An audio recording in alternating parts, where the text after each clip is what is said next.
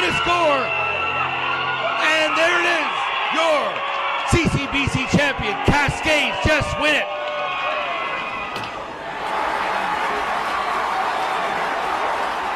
Welcome to episode 279 of Alberta Dugout Stories, the podcast. I'm Joe McFarland. This is a jam-packed week as we transition from the Canadian College Baseball Conference to the Western Canadian Baseball League. So this is the first of two episodes this week. This time around, we'll get you the news and then full coverage of the CCBC Championships this past weekend. Our second episode, which we plan to drop tomorrow in case you're listening on Thursday, will be the WCBL Season Preview Extravaganza. So make sure you subscribe so you don't miss a moment of the action. Before we get going, we do want to welcome a brand new Platinum supporter to our roster, joining the Okotoks Dogs at the highest level of sponsorship for ADS. We are proud to announce that we've been joined by Under the Lights Sports and Entertainment, which includes the Lethbridge Bulls, Prairie Baseball Academy, Lethbridge Longhorns, and Bulls Junior Academy. This partnership once again helps us cover costs like web hosting fees and online newspaper subscriptions. For more on our fantastic teammates like the Dogs and Under the Lights, head to albertadugoutstories.com/supporters. Now on to the news on the field, and we'll start in Major League Baseball, where Michael Soroka made his first appearance coming out of the bullpen for the Chicago White Sox Saturday, and it went really well against the New York Yankees as he allowed no runs on 2 hits and 4 walks in 4 innings, and he also struck out 7. Michael Soroka will come into the game his 10th time on the mound this season, first from the bullpen. The 2-2 from Soroka. Got him swinging. Up to 97. Throwing 96, 97. Slider gets the wipeout. Second strikeout for Soroka. Go. And that one gets past. The throw down to first and completing the strikeout. Soroka strikes out 3 in his first relief appearance of the season. It's the swing and a miss, strike 3, a 1-2-3 7th inning. Good pitch by Soroka. Soroka now with 6 strikeouts, having a nice day in relief. The 1-2 from Soroka. Strike 3 looking. Soroka gets judged twice now. However, the White Sox lost that game 6-1. Soroka then came in and pitched 2 more scoreless innings against Toronto Wednesday in a 9-2 loss. He allowed 2 hits and 2 walks while striking out 3. Down to the minors, and I'm not sure if you've seen the highlight, but go look up the Durham Bulls social media for what might be the Catch of the Year candidate already, courtesy of Dogs Academy and Okotoks Dogs alum Tristan Peters. He's caught on in line to left center field across. Peters stretches, lays out. Oh, a miracle! Catch by Tristan Peters. It's May 21st, but that might be the catch of the year. And even he wants to admire watching the video board replay. At the plate, Peters is hitting .240 with 3 home runs and 17 RBI this season. A trio of AA performances we wanted to highlight this week. Edmonton Prospects alum and AHP Academy athlete/coach Eric Sabrowski has been putting up video game-like numbers with Cleveland's affiliate, the Akron Rubber Ducks. In 9 relief appearances, he's 0-1 with an ERA of, get this, .77. He struck out 26 batters in 11-plus innings as well. He might be due for a promotion back to Columbus in the not-too-distant future. Dogs Academy and Okotoks Dogs grad Matt Lloyd is on a heater of sorts with the Springfield Cardinals. He hit 3 home runs in 5 games, including back-to-back games Monday and Tuesday. Lloyd a swing and a drive to right. A lean going back. He's just going to watch. That ball is long gone. On top of the hitting facility for Matt Lloyd. His 2nd home run in as many games. His 7th of the year, and it's now 6-3 Springfield. Lloyd's now hitting .266 with 7 home runs and 27 RBI on the season. Vauxhall Academy grad Adam Macko is coming off back-to-back solid starts with the New Hampshire Fisher Cats. His last outing came Tuesday night, where he allowed 1 run on 2 hits and 3 walks while striking out 6 in 5 innings of work as the Fisher Cats beat the Somerset Patriots 10-2. Macko is now 2-2 in 8 starts this season with a 4.03 ERA, striking out 47 in 38 innings. The big news on the week in the minors one-liners comes once again courtesy of Matt Wilkinson. As we've mentioned, it feels like over and over and over again, the Dogs alum has been phenomenal to start the season with a single A. Lynchburg Hillcats, he went 3-1 with a 1.12 ERA in 8 starts, striking out 71 in just 40-plus innings of work. That performance has earned him a promotion to the High A Lake County Captains. It looks like you can circle Saturday night on your calendar for tugboat time. Over to the college world now, and it's getting down to the last couple of weeks with national championships on the line now. Most Alberta players have started heading back to their summer teams or back home for a break, but a few are still in the grind. Dogs products Nash Crowell and Tucker Zadunik are heading to the NAIA World Series with Reinhardt University after being major pieces to wins in their opening round Waleska bracket. After having a fantastic week with 2 walk-off home runs for Dallas Baptist University, Calgary Bucks alum Tom Poole was back at it again, going 4 for 4 with a homer and 3 RBI in a 15-1 win over Middle Tennessee last Thursday. DBU is now in the midst of the Conference USA tournament. Quite the start to the Atlantic 10 tournament for Dogs alum Alejandro Cazorla. He went 1 for 3 with a homer and 2 RBI in a 4-1 Dayton win over Massachusetts. Unfortunately, the Flyers lost on Wednesday night, so they are now in the consolation bracket. And finally, plenty of love for players with Alberta connections in Division I All-Conference honors. Congratulations to Eric Radachik, Nick Groves, Titus Dimitru, Cole Kramer, and Cardell Dick on being honored recently. All spent time in the WCBL last season. And congrats as well to Elnora's Cleary Simpson on being named to the Horizon League first team after hitting .352 with 5 homers, 44 RBI, and 16 stolen bases for the Northern Kentucky Norse. We'll keep you posted on more of those kinds of honors as they roll in the weeks to come. All right, time to move on to our coverage from the CCBC World Series in Lethbridge over the May-long weekend. I've said it all season. It feels like every team seemed capable of beating every other team on any given weekend this year, and the championships were no different. There were nail-biters, blowouts, track meets, and everything in between. The reigning champion University of Calgary Dinos were beaten in their opener by the University of Fraser Valley, then won a couple in a row before falling to the Edmonton Collegiate Hawks, who ended up coming just a win away from going to the final.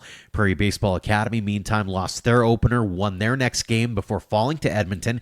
In the end, it was UFV battling Okanagan College in the final. They actually met in the semifinal play-in game where the Cascades won 11-1. Then OC came back to beat Edmonton to get back into the final, and the last game was a nail-biter featuring some big innings, momentum changes, and 4 extra innings before it all ended off the bat of Brady Renneberg in the bottom of the 13th. Fly ball down the left field line, and it falls in. Christie rounds third. He's going to score. And there it is. Your CCBC champion, Cascades, just win it. In 13. What a finish to a ball game. Have a day, Renneberg. What a ball game. 13. The Cascades win it. It was the second title in Cascades program history and the first since 2019. It's also the first for head coach Riley Jepson, who was a player on the team that won it all 5 years ago. We caught up with the Yorkton Cardinals and Lethbridge Bulls alum shortly after the victory. Coach, thanks so much for joining us here on the show. Yeah, thanks for having me. How does it feel to be a champion? It feels amazing. Yeah, can't ask for much more than that. Talk us through that last game, because it feels like from the outside a little bit of everything. No, it was a crazy game. To be honest, all of our games, like all year with OC, have been crazy games. We had a game earlier in there, went 16-14. We knew it was going to be a battle. That's a really good team, and they're scrappy. They won't quit. But you said it yourself, like crazy. But it just felt like we were never really out of that game. Like I felt like we were kind of in that game the whole time, and we always had a shot. And you could tell in the guys' face and like their emotions that they thought they had a shot too. Usually throughout the year, if we were down in a game or we were kind of out of it, like you could tell the energy kind of dropped. But the guys did a really good job at kind of keeping that same energy and their spirits up. Take us through the moment when they put up a 5 spot on you. Is there anything that you're saying in the dugout? Is there anything that the team's saying around you that makes you go, okay, this thing ain't over yet? Yeah, no, I mean, the guys were really positive. Like all the older guys on the bench were really good at it, just keeping the boys up and keeping the energy high. And that's what you need with the older guys, especially when they're on the bench, is just like picking guys up. And they did an incredible job of that. You get into bottom of 9, you're down 3. What's going through your mind? Are you kind of on pins and needles at this point? Are you trying to plan ahead for your pitching combinations going into extras? Walk us through the mindset of what turned out to be a frenetic bottom of the 9th. Honestly, I was pretty calm, like because they had to beat us twice. Like my whole mindset was just like, if we like lose this game, like we have a chance next game. Obviously, I wasn't really like planning for that. I was like, let's get it going. And then a couple guys got on, and I was like, okay, we're gonna tie this and win this thing. And unfortunately, we weren't able to win it then, but we were able to tie it and give us a chance to go win in extras. How frenetic is an extra innings game that goes not 1, not 2, not 3, but 4 extra innings? Is there a lot of lineup juggling and that kind of thing, trying to make sure that you're getting better matchups and that kind of thing? Or walk us through your mindset as you're trying to navigate this terrain of, hey, we're in extras in a winner take all kind of game. No, it was incredible. To be honest, I wasn't really thinking about making changes. Like I rode 9 or 10 guys the whole tournament. Like I didn't really make any changes, and I just kind of want to keep the best defense out there and have our bats show up. And I mean, we got really lucky. Like I wasn't really too worried, and then we had a freshman go on the mound who has an incredible mindset. And once we got the ball to him, it was basically his game to lose. Mm-hmm. And let's talk about that last inning. You get that runner on. There's a couple out. And that Oppo Taco. Talk a little bit about what goes through your mind as you see that ball fall and you're watching the guys around the bases. I mean, that's just a thought. Like that thought's incredible. Like I'm so happy for these guys to have that moment, like with their teammates. Like that's something that they'll share forever. And the seniors like going out like that, like you can't ask for anything more than that. There's a lot of seniors on that team. Take us back to the beginning of the season now, and when you're entering things as the first year coach, did you walk in thinking, I've got a championship contender right in front of me? Oh yeah, I was super fortunate. I came into a really good situation. Like Kyle and the other coaches, they recruited really good. Like I knew we had some talent, and then at the winter break, like we got a couple kickbacks from the States, and from then I was like, we got a really good team, and like. To be honest, this is probably the deepest our pitching staff's ever been, right? So having that, the pitching staff alone can win you ball games. Hitters showing up, that just added fuel to the fire, right? Mm-hmm. Speaking of pitchers, I'd be remiss if I didn't talk about Josh Berenbaum. What did he mean to that pitching staff? No, he was good.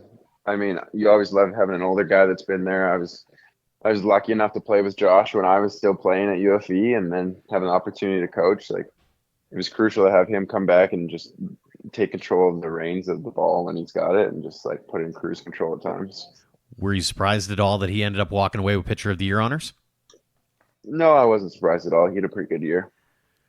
Talk a little bit about the ability to give back to this organization, because as you mentioned, you're a former player, being able to bring a championship home 5 years after the last one. Yeah, no, I mean, obviously I'm super lucky. Like I got this job opportunity to come back to my alma mater and coach there and kind of help these guys. And some of these guys that played for me this year, like I got to play with too, right? Mm-hmm. And like I feel like it was a really good year just to like establish a culture. And I feel like the older guys, especially the graduating guys, really helped like set that tone and kind of like what to expect going forward and how we're going to do things. And like it just made my job and like the other coach's job a lot easier. I was going to ask about that. What kind of culture, when you walked in, did you want to impress upon this group? Was it something that you thought of, hey, let's just not fix what's not broken kind of thing, as because UFE had success in the past, or did you want to change things up a little bit? Walk us through what you wanted to impress upon this group in your first year. Yeah, I wanted to switch it up a little bit. I just kind of wanted to get a little bit more buy-in from the boys and just kind of like, this is how we're going to do things, and we're going to do it well, and we're going to work hard and have a little bit of swagger to us, and from then we're going to win. How cool is it to be able to be a part of something and build off of this as well? I know it's fresh. You just won a championship, but to be able to do something like this, and there's a lot of young coaches around this league, whether you look at Cam at UC or you look at Jake in Edmonton as an example, there's a bit of a youth movement in the coaching side of things. Talk us through being able to be a part of that and be a part of an organization again that you were a part of for so long. Yeah, no, I mean, I think it's massive to the league. Just bringing in, it's not even just guys that are younger, just guys that are like passionate about what they're doing. Like, I feel like those guys are very passionate about it. Same with like Jeff and OC and like Ray and Terry. Like, those guys are like passionate about it. And I think that's kind of the word that describes the league and where it's going. Like, I don't think it's going to be a youth movement. It's just like a passionate thing. And like, I think that's huge for everyone involved. It just gets more eyes on the game too. Mm-hmm. A couple more for you before we let you go. Kind of expanding on that moment when you walked in and you said, okay, I got a good team. When did you realize that you had a great team, like a team that was capable of winning a championship? I'd say like early spring. Early spring is kind of when it started clicking. We were starting to compete a little bit more in games. We went down to the States. Played Phoenix College pretty good, won down there, and then we took Benedictine Mesa to extra innings. That's kind of when I think the guys started to realize it's like we got a good shot at winning some games this year.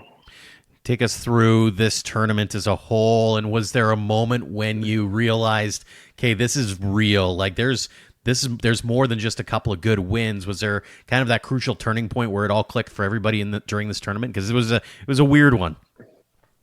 Yeah, I think for us, like obviously, like our hot start against OC was massive, but I think the biggest turning point for us was the comeback against Terry. We were down like 4 runs going into like the 8th inning or something like that. We ended up winning. Absolutely. Final question for you. It's kind of a spin-off of the last one that we ask everybody. Instead of asking what does the game of baseball mean to you, what does it mean to you to be a CCBC champion as a coach? Yeah, obviously. It's a huge honor winning one as a player and now winning one as a coach. But the biggest thing is like I'm happy for the guys around, guys that have been part of this organization that have never had one, and now they get to have one. Especially like the seniors who haven't won out through COVID. A lot of those guys have their COVID years who were done. Like just bringing it to those guys and having those guys kind of doing the job and finally going out on a win. Well, congratulations, Coach, on a job well done. Congrats to the entire team as well. Really appreciate you taking the time. I'll let you get back to celebrating. Again, thanks so much for joining us here on the show. Thanks for having me. Next up is a veteran who also won it back in 2019 as a freshman and is now a COVID senior. Right-hander Josh Berenbaum started the weekend at the CCBC Awards banquet where he was named Pitcher of the Year and co-winner of the Senior of the Year award after going 3-0 with a 0.28 ERA in 6 starts, striking out 40 in 32 innings. The Richmond, BC native was excited by the honors, but even happier to go out as a CCBC champion. Josh, thanks so much for joining us here on the show. No worries. Thanks for having me. Let's start with this. Josh Berenbaum, 2024 CCBC champion. How does that sound? Pretty freaking good, I'm not going to lie. I like the ring to it. From the outside, it kind of felt like that final game had a little bit of everything. As someone in the dugout watching this one, how would you describe it? Oh, man. It was an absolute thriller. I think in the hockey world, they call it a barn burner. And that's exactly what it was. It was a little bit of everything: pitching, defense, offense. It was a great game to be a part of, a great game to watch. A little stressful at times, but at the end, I knew that we were going to be able to pull through and, come home with the ring on our finger. Talk a little bit about that standpoint, because I've heard it from a few of the guys already talking about how even after, especially after that 5 spot that Okanagan put up, there was never that sense of panic. There was never that sense of, or, even giving up and going, you know what, we got it in the second game of the series if we need it. You just kept on going. So what do you attribute that composure and that resilience to in that dugout? I think it comes really down to our trust in each other and our belief in our teammates. There's only 9 guys on the field at a time, and you really got to put everything into those 9. And if you're not going to be able to do that, then I don't really think that there's going to be a championship team. It took all 35 of us there to really be on each other and rally for each other and really do what we can to come home with a championship. I really attribute a lot of it to our bench keeping the boys in the game even when we were down. It was really quite the sight to see. It was something that I felt like was missing all season in a sense, was our fight to stay in the game and our want to win every game. And it was awesome to watch. You're not new to the championship realm because you were part of that team that won back in 2019. And I'm curious, what were you trying to impart upon those guys? Because these were two totally different finals, right? Like, you walked away with that one in 2019, and there was no doubt about it. This one was all over the map. So what are you trying to tell the guys to maybe calm them down, or trying to get them to stay composed in those really tense moments? Oh man, I try to keep my mouth shut in a lot of senses. I cheer when we rally and when we do good things. I try to, not speak too much. I don't want to say anything wrong, I guess is the right way to put it. I don't want to speak anything into existence, whether it's, yeah, we got this and then we don't have it. I think really just us believing in our teammates and believing in our offense to come through there in the ninth, down 3, backs against the wall, wanting to win that game more than we wanted to win the next game is really what it came down to. Mm-hmm. Take us through that ninth inning, especially from your standpoint as you're watching. It essentially amounted to one miscue defensively for Okanagan, kind of opens up the floodgates where you're able to nickel and dime them into getting a tie game. Yeah, I mean, we got about 5 minutes of sun all weekend, and that 5 minutes allowed us to win a championship. So really, I mean, you could say a little bit of luck was involved, but I really think the baseball gods were just on our side that day. Mm-hmm. You tie it, there's that stalemate until the 13th. Was there ever a point where you thought you might need to come in and pitch a couple of innings? Because you got a freshman out there who's 3 innings deep already and in a pretty high pressure situation. Yeah, I don't really know what the whole plan was for the rest of that game, but honestly, I think staying with Matt Pechenyuk was the move. I think he was going to ride out that game as long as we needed to, and then, Mason was going to come out and start game 2, followed by somebody, and then I would have been in the pen as well that game. But I really think that game was all Matty for the rest of the way. What was working for him that you saw? Oh, man, he's been a dog for us all year long. Anytime you put him on the mound, he's been efficient, effective, get-outs. I mean, I've caught a couple of his bullpens, and I can say his fastball sneaks up on you. And I think his command of the strike zone was perfect. And I'd say that was probably the key to his success is command of the strike zone, efficient and effective off-speed pitches in the right situations, and then just keep throwing strikes. That's all you can do. So you get that as a pitcher, and now you're waiting on the bats to finally get something together, and you get into the 13th. Brady hits that opposite field shot to left field. What's going through your mind in that moment? Get down. Please get down. Please get down and stay fair. And then it was, once we saw it gets fair, it's, all right, Christy, come score. Please score. We want this to be over. There's enough stress. It's a lot of extra innings and a lot of unneeded stress for sure. So you're going through that. You see Max turning the corner and he's heading for home. Do you have it in your mind about who you're going to mob first? Oh, I'm going home to congratulate Christy on, getting on base. It was the first thing. That was the first step in scoring any run, is getting on base. So run home and then immediately booked it right to Brady at third base and celebrated with the rest of the guys. Mm-hmm. When you think back on it, was there a first person that you really wanted to hug? Like, hey, we finally did it. I think one of my good friends, Lane, kind of been through them together for the last few years here. And, he's just been a really great friend to me, and he dealt with some injuries today, and he sat beside me all weekend long. And I think it was just really nice to look at him and say, I told you we'd be here, kind of thing. When the dust settles, everyone's kind of calming down. You've taken the pictures. Everybody's sort of wrapping their heads around and letting it all soak in. Did you manage to take that moment to maybe look around and go, holy crap, I get to do this and end it on top? Yeah, I think so. I mean, it's one of those ones where we go through the whole off season, the whole season, and we're telling ourselves we're going to win this thing, and then to finally actually do it, it's a relief, it's a weight off the shoulders, but now we got to come back and do it again next year. Mm-hmm. When did you know that this team was a championship caliber team? Day one. I called my dad on the phone when I told him I was coming back here for one more year, and I said, this is it. This is a championship team. I can feel it. We got a lot of great recruits in, a lot of good young guys. And we got lucky with a couple other guys that came in January. And as soon as that happened, I knew that we were going to win this whole thing. Compare this team to the 2019 team. What was different and maybe what was the same? I think the biggest similarities between our team in 2024 and 2019 was our drive to win.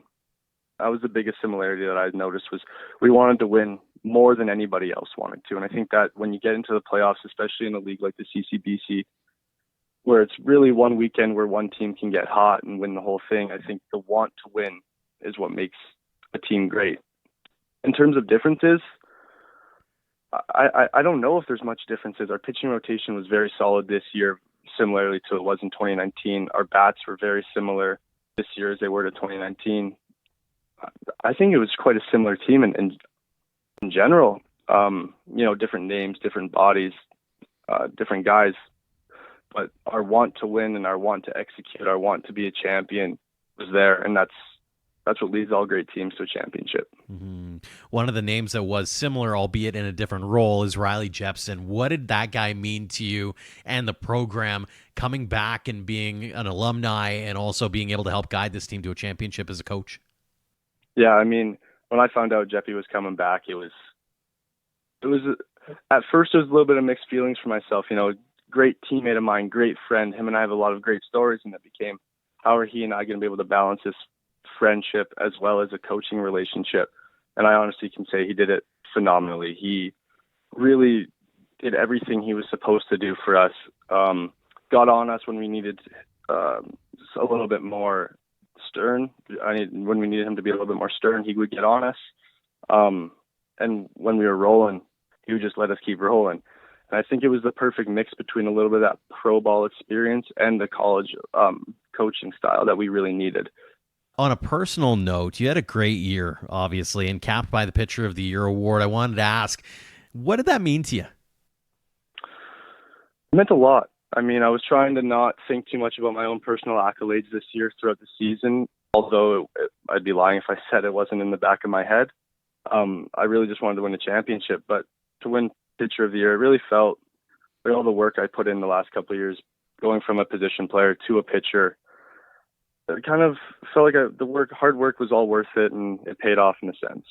What was key to success? Because you look at those numbers, and I mean, the 6 starts, 3-0, you had a sub 0.5 ERA. Like, there was just nobody was even near touching you. What was key to all that success? I got to say my preparation. A lot of it is Kyle, pitching coach. A lot of it is Kyle. He's taught me everything I know. And he's a great mind to have behind you when you're throwing. But my preparation, I felt I really honed in this year and really got down to the nitty-gritty of what I need to do in order to find success every single week. And that's where greatness happened, I guess. Just being prepared, watching film, studying notes, reading swings, all of that stuff. Mm-hmm.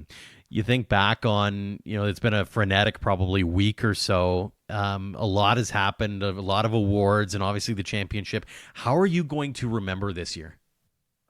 With a whole lot of happiness. I don't think there's going to be a whole lot that can top this. We'll see what happens in the future, but this is going to be one of those years that will live with me forever. For sure.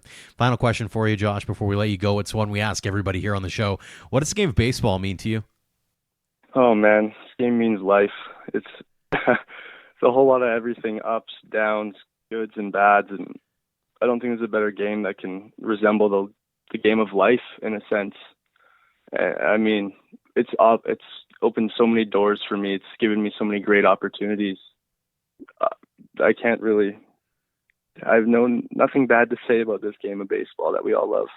We have nothing bad to say about the great conversation we just had, Josh. Really appreciate it. Congratulations on the CCBC Championship. Congratulations on the Pitcher of the Year award, co-winner of the Senior of the Year award, all the accolades. Congrats on it all. Continued success going forward. And again, thanks so much for joining us here on the show. Thank you very much for having me. It was great talking to you. The UFV roster features a trio of Albertans, and all three had a hand in that final game.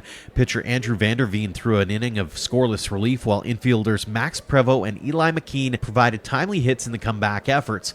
We'll start with Prevost, who is back home in Calgary now after hitting .311 with 6 RBI and 5 stolen bases in 23 games this season. He also hit .400 with 3 RBI in 4 playoff games, including scoring the tying run in the 9th. Max, thanks so much for joining us here on the show. Thank you for having me, Joel. Max Prevost, 2024 CCBC champion. How does that sound? Yeah, it sounds pretty good. I mean, yeah, it's just still taking it all in, to be honest. It was quite the day yesterday, quite the few days, so pretty proud of it. I gotta ask, has it soaked in yet? I mean, obviously there's the after party in that, but have you been able to kind of fully grasp what all transpired over the last week or so? Yeah, you know, I'm still kind of taking it in. Like, after the game finished yesterday, 13 innings of it, we kind of all just went to the hotel and laid on our bed and watched videos of the game and just soaked it all in, right? Because it was, I mean, I don't know if you were watching, but what a crazy game, and just a few crazy games, and we just kind of pulled through every time, and just such a good team effort. So, yeah, it's starting to soak in, but, man, it took some time for sure, yeah. As you mentioned, just a crazy final game there. It had lead changes, extra innings, some big innings. I mean, they put up a 5 spot on you at one point. There's a couple threes in there. What's it like being in the dugout during that one when you've got such high highs and such low lows in a matter of, a few minutes?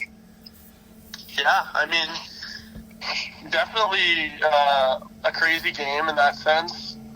Changing emotions every inning for sure. But yeah, the big thing with us this tournament, we had our second game was also against TRU, the Wolfpack there, and we were down 3-1 later in the game. It wasn't looking great, but the team really just you could just tell everyone wanted it, and everyone was on the same page. Everyone just was positive and knew we have the good bats, we're going to come back, And yeah, I mean, that was just so special about this team, and that's what made it happen for us. So yeah, yesterday we were down 4 there in the 8th, and we got 1 run in the 8th, got 3 in the 9th, just because everyone had our back. The bench was crazy loud. It was just really special to be a part of. I was chatting with Coach Jep about this, and he mentioned how it never really felt like you guys were out of it at all, even though, especially after that 5 spot in the 8th. How do you as a team regain that composure and gain that resilience in that moment when it would have been really easy, especially given that it's a double elimination kind of final, to just say, okay, better luck next time, boys? Yeah, I mean, it's not hard to do, and there was times this year it felt like during the season that we did just kind of accept that this might be not our game, and I think this playoffs was so different. Just the leaders on our team, the older guys, really kept us in check, really kept us going, whether they were playing or not. Like, just the seniors, we had 8 of them, and they really they wanted it. They wanted all of us to have it, and yeah, they were leaders. They were positive. I'd say that's just kind of what kept us going, We all just wanted that chip so bad. So 9th inning rolls around. There you are with 2 on. Get the knock to score the first of 3, which ties it. You're quickly down 0-2 in that at-bat. Take us through your thought process on the next couple of pitches. Yeah, I mean, kind of just what I always do. My main priority is to put the ball in play.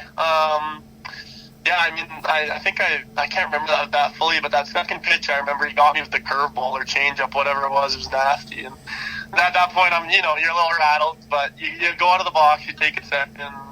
I just kind of thought, just put the ball in play, hit it hard somewhere, right? And who knows what happens. And yeah, I got my pitch and just drove it oppo, and yeah, it landed for me, which was nice. And yeah, I mean, I just really, really locked in there, and I was happy to help the team out. For sure. So you tie it, then it's a stalemate until the 13th. Take us to that moment when Brady hits it oppo, and what are you thinking as that thing's dropping? Oh, man, I mean, we're just all screaming for it to drop, right? Like, drop foul or drop fair, right? I mean, I think it was 2 outs, and thank goodness we had Christie on first, and he's a speed guy, right? So he's just ripping around the bases, and yeah, Brady, I mean, we're hoping for a home run, but that worked too. One of his many barrels on the playoffs, and yeah, no, everyone was just screaming. It's hard to remember it all because it was just such a rush, But yeah, no, just saw Christie ripping around the plate, ripping around third base, and yeah, as soon as he was coming home, we knew it was happening, and everyone just goes for Brady, right? And yeah, no, it was a special moment for sure. First question, kind of a 2-part question here. First, who's the first person you're trying to hug? And second, how concerned are you about the possible injuries in the dog pile? Yeah, well, I mean, first we're going to hug. Everyone wants to hug Brady, right? I was running there, and I think I was looking at one of the rookies on our team, Jason Tomeo, as he was filming it on his phone as sprinting to Brady. And I was just thinking, quick second, I hope that phone doesn't break, you know. But I think there was a few items that broke in that dog pile. But, I mean, Jason ended up on the ground face first, and we were all a little concerned there. But he got up, and, yeah, the injuries don't really come into play until it actually happens, right? So we probably could have done that a little differently, but it all worked out and no one got hurt. So it was good moment. It was a lot of fun. The dog pile was great, right? So Absolutely. So when that dust settles and everyone's kind of calming down, you're getting some pictures taken, you're getting that team photo as an example. Did you manage to take in that moment, maybe to soak it all in and maybe describe that feeling to us? Oh, absolutely. I mean, man, we just worked our butts off for 5 days in a row, right? The whole season. I mean, it all comes so quick. Like, I mean, before you know it, the season's over and you're saying goodbye to guys, right? So, I mean, just to go around and hug every single player on that team and every coach and all our parents, and man, it was so special. I mean, everyone puts in so much work into this, and yeah, I mean, these are your brothers, right? These are your family. So it was, we absolutely shed some tears, and happy tears, but bittersweet, right? And we all really soaked it in. And yeah, I mean, I just did my best to take a look at the field and take as many memories as I could, you know? So yeah, it was really cool. You mentioned the family and friend connection, so I'd be remiss if I didn't ask about that. You're a Calgary Babe Ruth kid who heads west to further his education and baseball careers, and here you are winning a CCBC championship on home turf of sorts. One, were there family and friends in attendance, and were you able to share it with them? And then B, how cool was it to be the Albertan on a BC roster, getting a chance to win it here at home? Yeah, absolutely. It was, so my parents were in attendance, and we had a lot of family friends around. I had a few buddies, I was playing against a buddy from Babe Ruth, Eli McKeen, on Okanagan College, and I had a buddy from PBA, Joey Buse, who I played with both. He was watching the game, so I was able to share with them, and I mean, obviously not Callum, unfortunate for him, but they'll be back. And yeah, I play with Drew and Nolan on my team. They're both Babe Ruth guys, so I was able to share with them, and it was, I mean, obviously going to BC, it's a lot different, but coming back and winning it in Alberta was really, really cool. So, just kind of feels like home. Just nice to have family and friends in the crowd. Feels a little more comfortable, you know. So, it was really special, really good. Very cool. Take us back to the beginning of the season and throughout the course of the season. When did you realize that you had a championship caliber team on your hands? You know, kind of last season after we lost playoffs, you know, I just, we all looked at each other and we knew we were better than that. We were out in two games last year, and it's just, it was too bad. But, you know, Riley Jepson obviously stepped up to head coach our team, and just what he brought to our team, the energy, just the love, you know, like everyone just loved each other, and everyone wanted to win for him and Junior and Kyle and Hayes, our other coaches. And we just, I mean, I don't even think we beat a college team in the fall. It was a bit of a tough fall for everyone, but we just worked our butts off throughout the winter and always gave it our all. And you can kind of see things forming together. Once we went to Phoenix in February, we beat a few good college teams down there. And you just kind of knew we had something, right? So it was just, we had a good aura, we had a good team. Playoffs came around and we got hot. That's kind of when you knew, you know. On a personal level, when you look back at the stats, you look back at the season as a whole, how happy are you with your personal performance? Yeah, I mean, I'm very stoked with my performance. Obviously we got the main thing, the team, winning the championship, but individually I feel like I helped the team a bunch. I was happy. I'm a big average guy, and I had a good average. And I mean, I'm not the biggest stat checker, but it's nice to see the stats are going your way sometimes, right? So individually I think I took a big step in my second year, and I hope I can keep helping out the team in the future. So, it was good. Well, let's segue right into that then. Now with that championship under your belt, how do you up the ante in 2024, 2025? What kinds of things are you going to be working on in the offseason to make sure that you're ready to repeat as champions?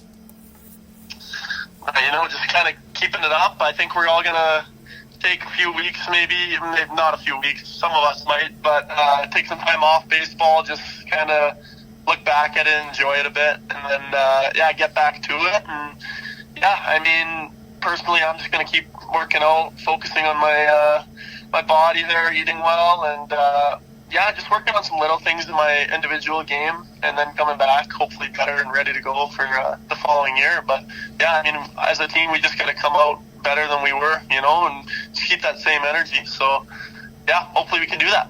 Absolutely. Final question for you here before we let you go. What does the game of baseball mean to you? Game of baseball, well, it's a love-hate game, I'll tell you that. But Frank, after this past 5 days, I think I have a new perspective on it. Like, I mean, I loved the game before this, but that was probably one of the most special moments of my life, just those 5 days. And I will look back and I will think about that and just think about the game of baseball and be like, man, I created so many memories, created so many friendships. I mean, just so special, right? So, I mean, you could say so much about what the game of baseball means, but to me, it's just it's friends, it's family, it's love of the game, it's winning, So, yeah, no, just I just love the sport. Yeah. Well, we've really loved being able to chat with you about it as well, Max. Congratulations on the CCBC Championship. Congratulations on all the success this season and before, and of course, continued success going beyond as well. Thanks so much for joining us here on the show. Thank you very much, Joe. Really appreciate you having me. And finally, Eli McKeen originally hails from the Rimbey area and spent time with the Calgary Bison's program. He hit .214 with 3 stolen bases in 15 games during the season, then had 3 hits in 4 playoff games, including scoring the first run in that crazy 9th. Eli, thanks so much for joining us here on the show. Yes, of course. Eli McKeen, CCBC champion. How does that sound? Pretty freaking cool. I mean, especially as a first-year guy, like, it's pretty sweet. What a final game that one was. I mean, you had lead changes, you had extra innings, you had drama, you had a little sunshine at the end of the game.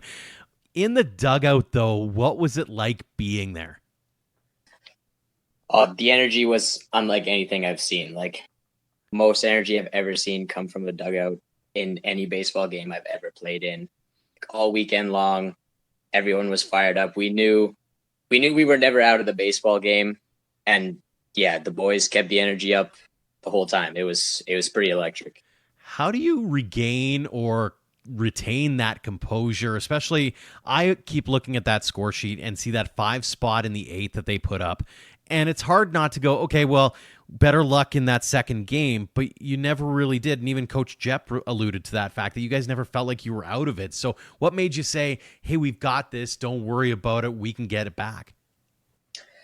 Well, like, we knew we were a good team. We've played all these teams throughout the season. We've had big games. Even against OC, we had a game mid-season that was kind of similar to the championship game. The score was kind of back and forth right at the end of the game. It was super close. And we knew, like, we've been in that situation before where we've been down some runs going into the last couple innings and being able to claw our way back. So everyone kind of just had faith and knew that, we've been here before, we've done this before. So it just kind of felt natural.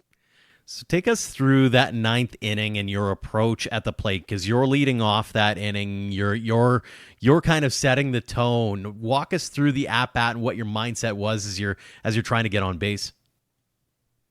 I tried to take it pretty similar to how I was swinging the whole weekend. I was putting good swings on baseballs, so I was just looking to do just that, and I was looking to just see some pitches. Like, obviously, big situation. You don't want to swing at a curveball, go down on one pitch, hit a ground ball somewhere weak and just like not be any help. So I think I got to like a 2-2 count.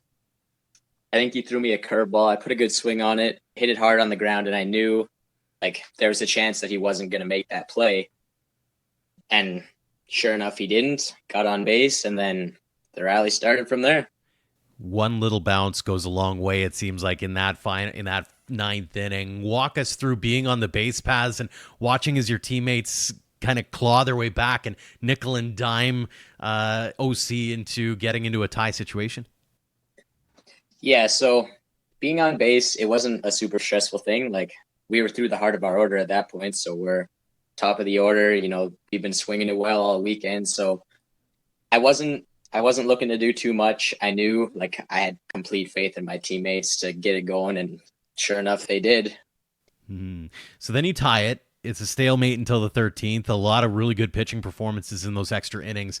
Take us to that moment when Brady hits it opposite field. What's going through your mind?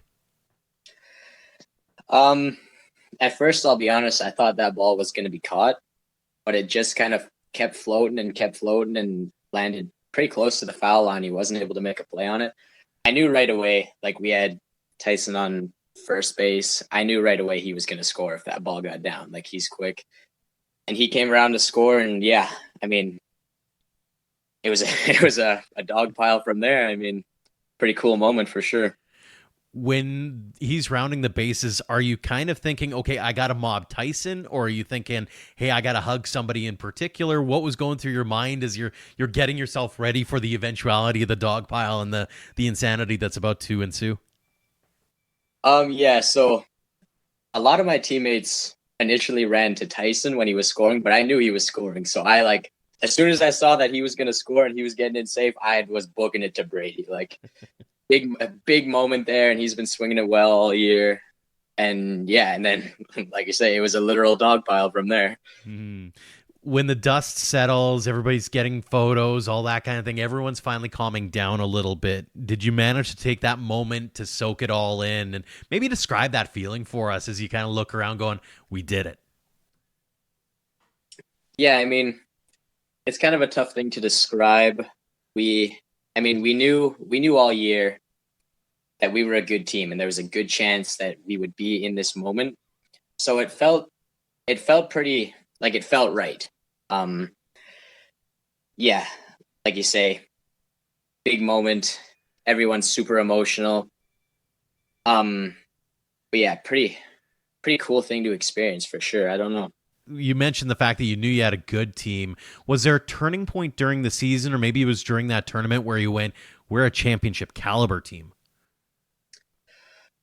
Not really. Like, I kind of was thinking that from the start, and I think a lot of our teammates were thinking that from the start, that even before that first game against U of C, there was a very, very good chance that we were going to take home the championship. Like, we've been playing well.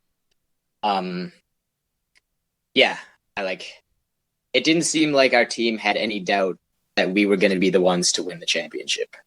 As a freshman, getting to do that, looking back on it now with kind of 2020 hindsight, I mean, it's still really fresh. What's been your biggest takeaway from this season and the sprint that is a CCBC season? Just to keep working, keep doing your thing. Like, especially going into championships, you know, we had a few guys down on injury. I wasn't going in expecting too much.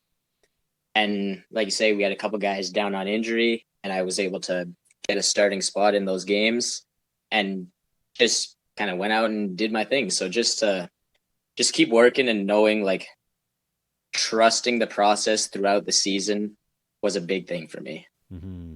Looking back on it, how happy are you with your performance as a freshman? Pretty damn happy. I mean, I got off to a slow start, like, throughout the regular season, but I was able to have, like, I put together 4 really good games during the championships, and well, that's a big part of it. Like, had some good defensive plays. I was able to swing it pretty well, hitting balls hard all weekend. So, I mean, I can't ask for much more.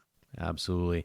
The fun part about all of this is you go and win a CCBC championship on home turf of sorts. You're an Alberta kid, born and raised in central Alberta. You're a Calgary Bucks alum as well. How cool was it to do it in front of some family and friends?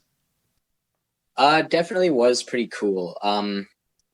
Like, I've been there before, and I've played at Spitz throughout various tournaments throughout my Alberta baseball career. And to be able to, you know, look into the crowd and see my family while I'm out playing the game that I love was definitely a cool thing, especially during such a big tournament.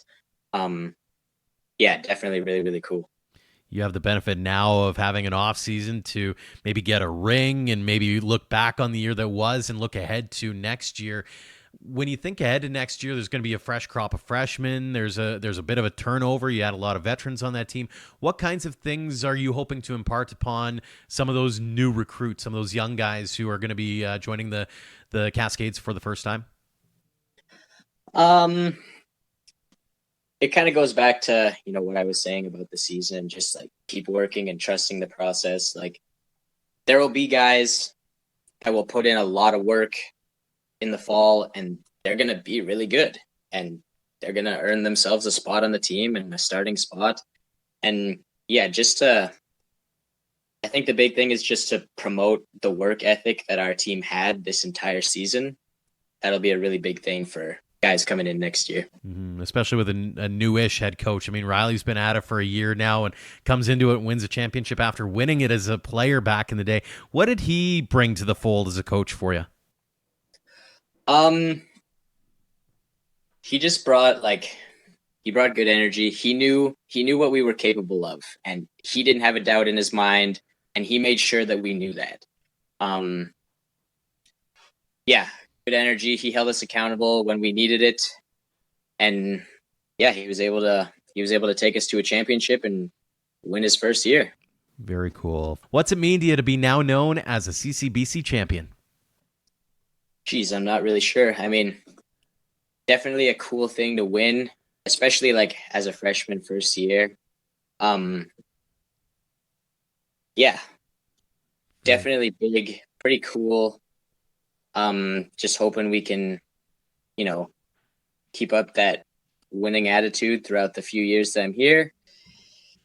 And definitely one of the coolest moments of my life for sure. And the final question we have for you, it's one we ask everyone here on the show. What does a game of baseball mean to you? It's been my whole life for, how long has it been now?